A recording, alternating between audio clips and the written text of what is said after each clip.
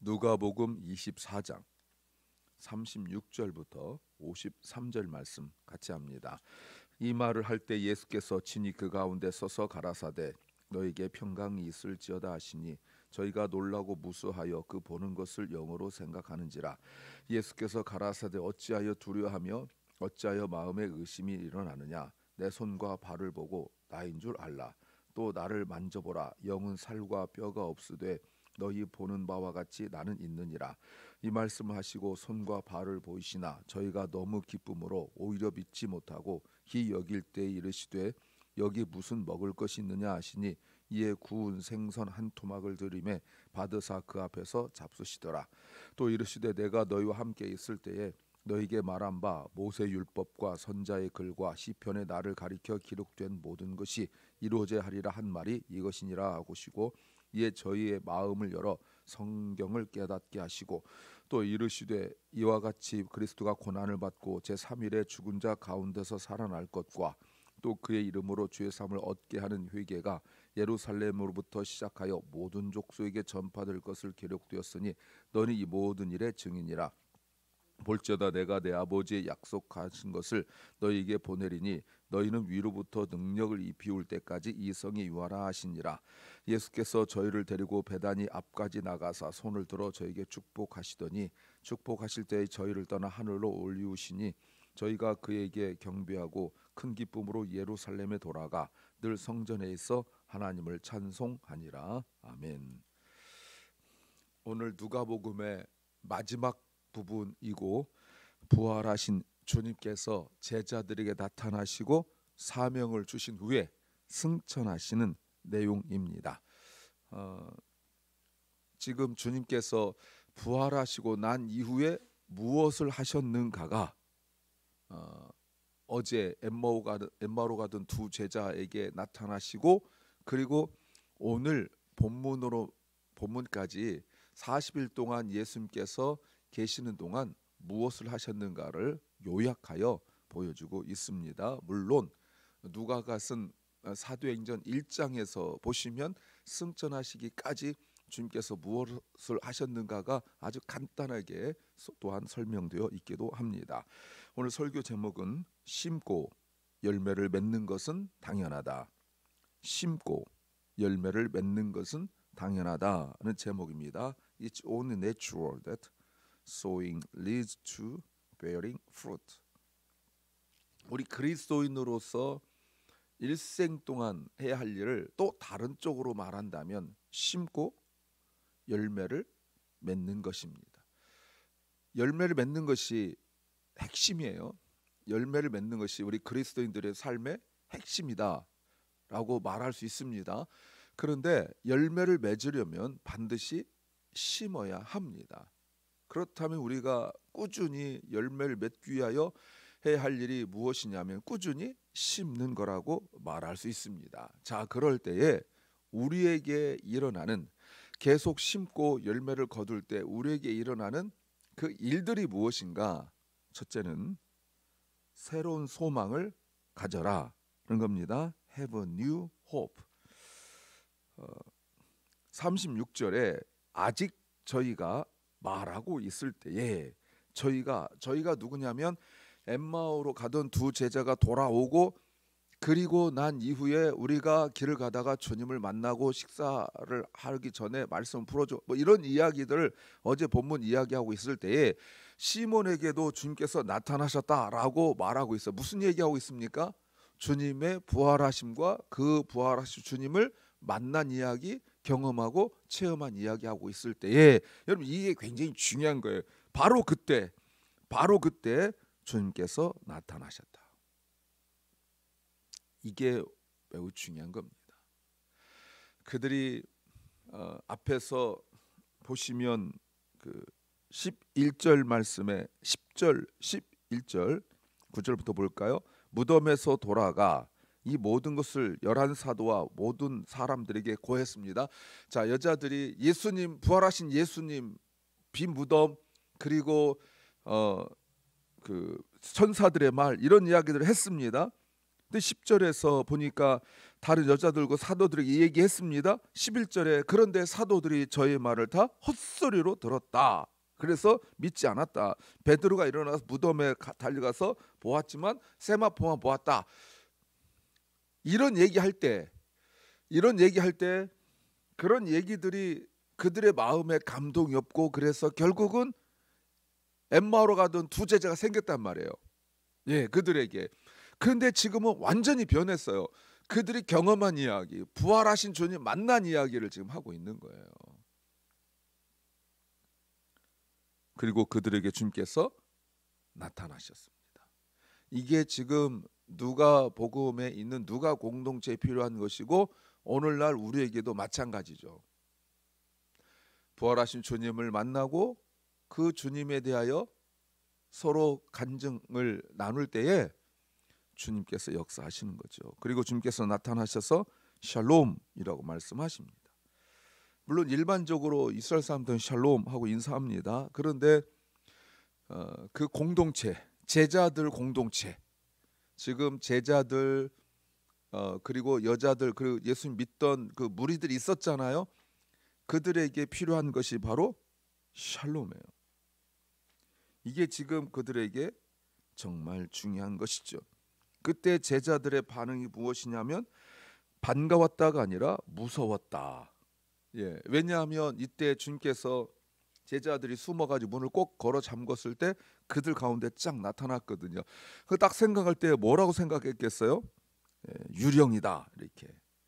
그래서 38절 보세요. 의심까지 한다. 왜냐하면 예수님께서 유령처럼 나타나셨으니까, 갑자기 쫙 나타나셨으니까 이 사람들이 생각할 때 자기들이 듣던 이야기가 다르단 말이에요.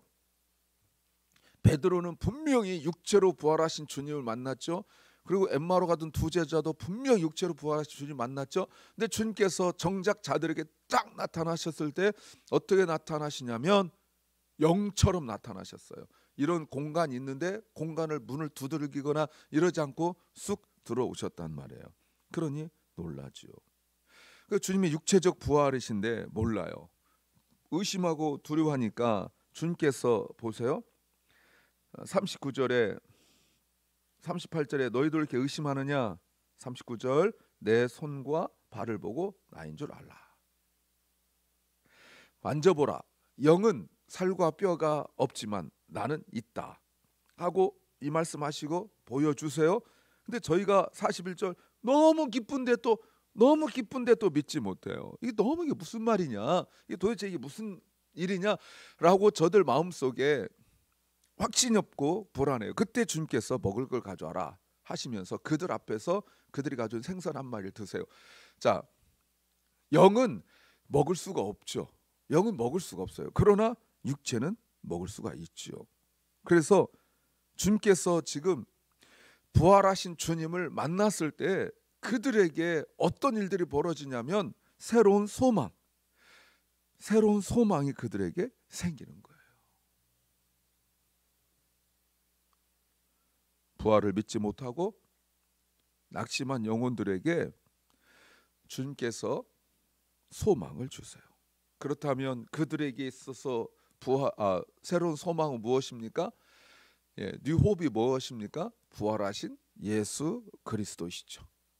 좀 더 적용적으로 본다면 그들의 새로운 소망은 부활하신 주님을 만나는 것이라고 말할 수 있습니다. 두 번째는 새로운 사명을 가져라는 겁니다. Embrace a new calling. 그리고 난 이후에 44절부터 주님께서 또 그들에게 말씀하시기를 내가 너희와 함께 있을 때 너희에게 말한 바 곧 모세와 율법과 선자의 글과 시편에 나를 가리켜 기록된 모든 것이 이루어져야 한 말이 바로 이것이라 라고 말씀하셨는데, 주님께서 이미 앞에서 하셨겠죠. 기록되진 않았지만 말씀하셨고, 그리고 엠마오로 가던 두 제자에게 말씀하신 바로 그 내용이에요. 물론 앞에서도 주님께서 자신의 고난 순환에 대하여 말씀하실 때 분명히 성경이 기록된 것을 말씀하셨어요.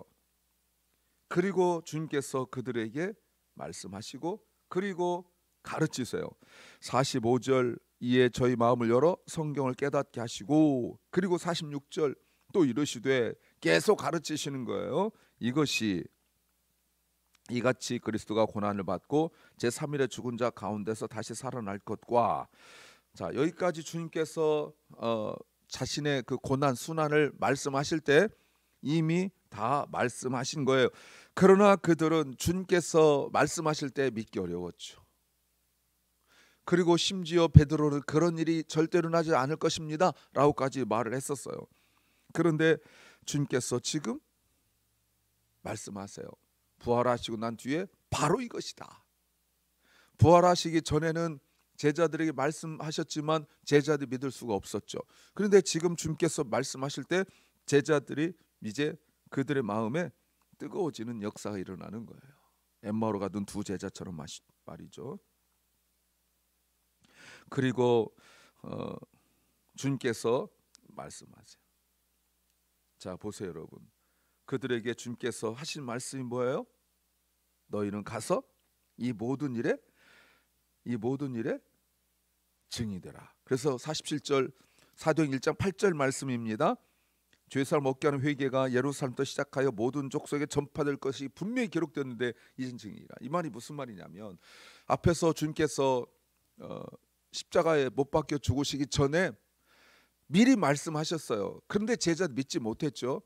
그런데 부활하심으로 말씀하신 것이 사실이라는 것을 주님께서 증명하셨죠.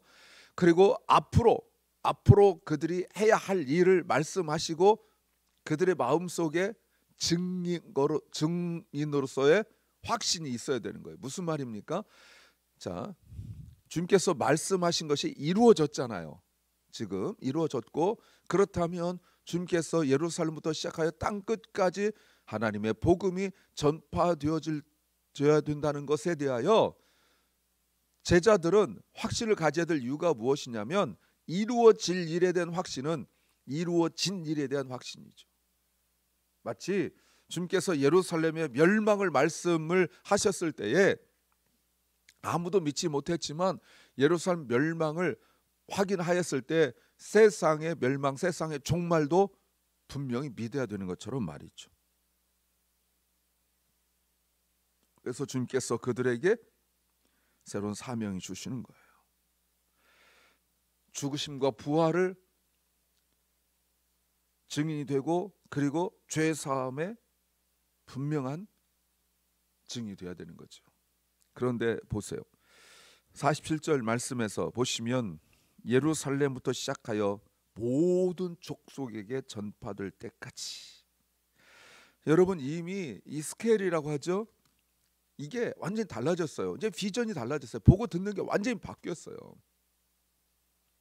두려워하고 의심하고 이랬던 제자들에게 주님께서 그들을 단순히 치유하고 얼마나 힘드니, 답답하지, 조금만 힘내, 이런 말씀 아니하시고 모든 족속, 땅 끝을 바라보도록 주님께서는 말씀으로 그들의 눈을 열어주시고, 그때까지 가만히 있는 것이 아니라 복음 전도자로서, 복음의 증인으로서, 예수 그리스도의 죽으심과 부활하심의 증인으로서 살아가고 인생을 주도적으로 살아갈 것을 주님께서 말씀하셔서, 그리고 새로운 사명을 주시는 겁니다. 세 번째는 새로운 인생을 살라는 겁니다. Live a new life. 그리고 50절 예수님께서 제자들을 쭉 데리고 베다니 앞까지 가시죠. 여기가 이제 그 겟세마네 동산, 올리브 동산입니다. 그리고 손을 들어 저희에게 축복하셨다. 축복하실 때 주님께서 승천하셨어요. 하늘로 올리우셨어요. 자, 얼핏 생각하면 주님은 모든 일이 다 끝난 것이 아니라 이제 진짜 시작할 일이 있어야 되잖아요. 근데 그것을 제자들 몫으로 남겨두셨어요. 주님께서 하시지 않고 주님은 승천하셔서 하나님 보좌 우편에서 기도하시고 그리고 땅 끝까지 복음을 전파하는 것은 우리들에게 맡기셨어요. 이게 뭡니까? 새로운 인생이지요. 그랬더니 그들이 어떻게 인생이 바뀌었는지 보십시오. 52절, 저희가 그때 하늘을 올리우실 때 그때 그들이 예수님께 뭐 했다고요? 경배했다. 이게 처음 나오는 거죠. 워시핑. 예수님께 예배했어요. 그들의 삶이 완전히 바뀌었어요. 예배하는 삶으로 바뀌었어요. 그리고 예루살렘으로 돌아올 때 우리 이제 어떻게 사냐 하고 절망하지 않고 큰 기쁨으로, 큰 기쁨이라고 말하고 있죠. 기쁨도 얼마나 기쁜지, 큰 기쁨, 비교할 수 없는 기쁨, 지금까지 없었던 기쁨이 그들에게 충만했다 이 말입니다. 그리고 늘 성전에 있어서 계속 그들이 성전에 있으면서 하나님을 찬송했다. 그러니까 오늘 보세요. 예배, 찬송, 그럴 때 그들의 마음에 큰 기쁨, 그리고 그들이 어디에서요? 성전에서. 너무너무 중요한 거죠. 너무너무 중요한 거죠. 지금까지 성전은 성전으로서 기능을 하지 못했어요. 강도의 구렬이 되었어요. 모든 사람들이 예배하고 기도해야 될 성전이 그저 대제사장들과 종교 지도자들 그리고 헤롯과 결탁하여서 거기서 헌금 돈을 벌어가지고 돈을 자기들이 막 만들고 이렇게 해서 착취하고 이렇게 해서 성전을 짓겠다고 지금 그러고 있는 그들에게 주님은 고난주간에 아침에 일찍 성전에 나가셔서 말씀을 가르치시고 이제 제자들은 성전에 계속 머물러 있으면서 기뻐하고 예배하고 기도했다라는 거예요.